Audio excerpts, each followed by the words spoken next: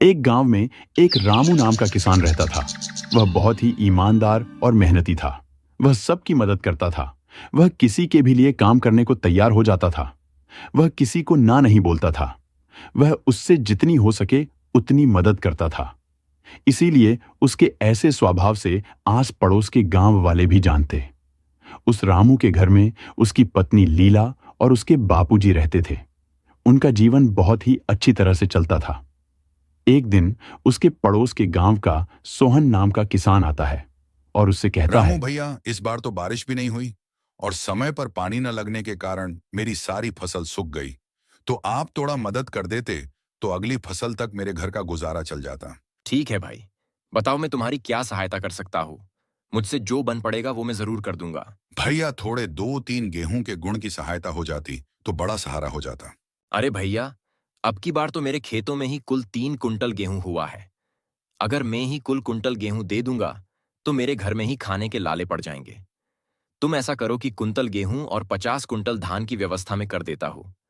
इतने में तुम्हारे 3-4 साल तो निकल ही जाएंगे। बाकी थोड़ी कुछ मदद गांव में से किसी और से ले लो। 2 साल तो निपट जाएगा। इतने से संतुष्ट नहीं था, लेकिन फिर भी रामू के दिए हुए गेहूं और धान लेकर वहां से चला गया। कुछ दिन बीते। एक दिन रामू खेतों से काम करके घर लौट रहा था। तभी ही दो लोगों को आपस में बात करते हुए सुना। वो लोग रामू का नाम ले रहे थे, तो उसने सोचा कि मैं भी तो सुनूं। वे लोग मेरी क्या बात कर रहे हैं। वह दूर से उन दोनों लोगों की बातें सुनने लगा। उनमें से एक ने कहा। अरे भाई, अब तो क्या जमाना आ गया है। उल्टे सीधे किसी भी तरह से अपना नाम कमाना चाहते हैं। बस रामू को ही देख लो। बस उसके दिखावे को। हम लोग तो सच ही समझ बैठे थे। सही कहा भाई। हमने रामू को सबकी मदद करने वाला बहुत भला इंसान ही समझा था। बेचारे भोले भाले गांव वालों के सामने नाटक करता है। सोहन की सहायता का नाम लिया और उसका मुखौटा ना उतरे। बस सोहन की मदद कर देता तो बेचारे उसके कुछ साल अच्छे निकल जाते। लेकिन रामू ने तो बेचारे से कह दिया कि कहीं और से व्यवस्था कर लो। अब बेचारा सोहन किसके पास जाएगा? कौन उसकी सहायता करेगा? उन दोनों की बातें सुनकर रामू की पैरों की जमीन नीचे से ही खिसक गई। उसने आज से पहले लोगों के मुंह से यही सुना था कि लोग उसकी तारीफ करके नहीं ढकते, पर यहां तो उसने उल्टा ही सुना। यह सुनकर रामू को झटका सा लगा। इस घटना का रामू को अपने मन से बहुत गहरा असर हुआ और धीरे धीरे उसने लगा कि सब उसकी बुराई ही करते हैं। यहां तक कि अब किसी से सुनता कि लोग उसकी तारीफें करते हैं, तो उसे लगता कि उसे ताने मारते हैं। तभी से वह सबसे अलग रहने लगा। ना ही किसी से बात करता और ना ही किसी से मिलता था। अगर कोई आदमी उसके पास आता तो वह अपना रास्ता बदल देता।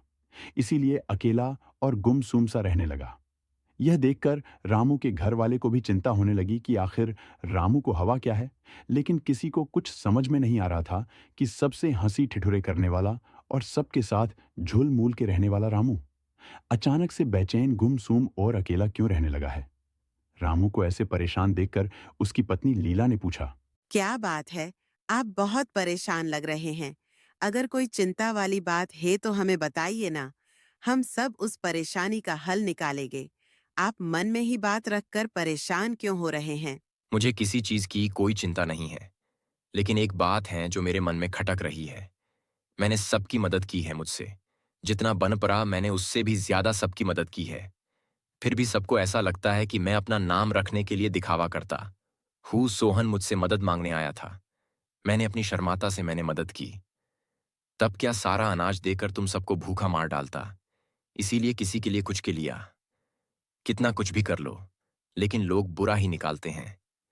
इसीलिए कोई करने वाला नहीं है। अरे, आप लोगों की बातें पर इतना ध्यान क्यों देते हैं? चार मुंह होगे तो चार बातें बनेगी। ही लोगों का तो क्या है? लोग तो कुछ ना कुछ कहते ही रहते हैं। आप लोगों की बातें को मन से हटा दीजिए। लोग तो आज कुछ कहते ही कुछ और कहेंगे, परसों कुछ और। तो आप आइजी कब तक लोगों की बातों को मन में रखेंगे? आप इतना मत सोचिए। लीला ने इसी तरह रामू को समझाने की कोशिश की, लेकिन लीला के बातों का रामू पर कोई असर नहीं हुआ। इसी तरह कुछ समय बिता। धीरे धीरे गांव में यह चर्चा हो गई कि रामू दिखावी तो था ही, अब वह घमंडी हो गया है। इसीलिए सबसे मिलना और बात करना बंद कर दिया है। यह सारी बातें रामू को और भी ज्यादा परेशान करने लगी।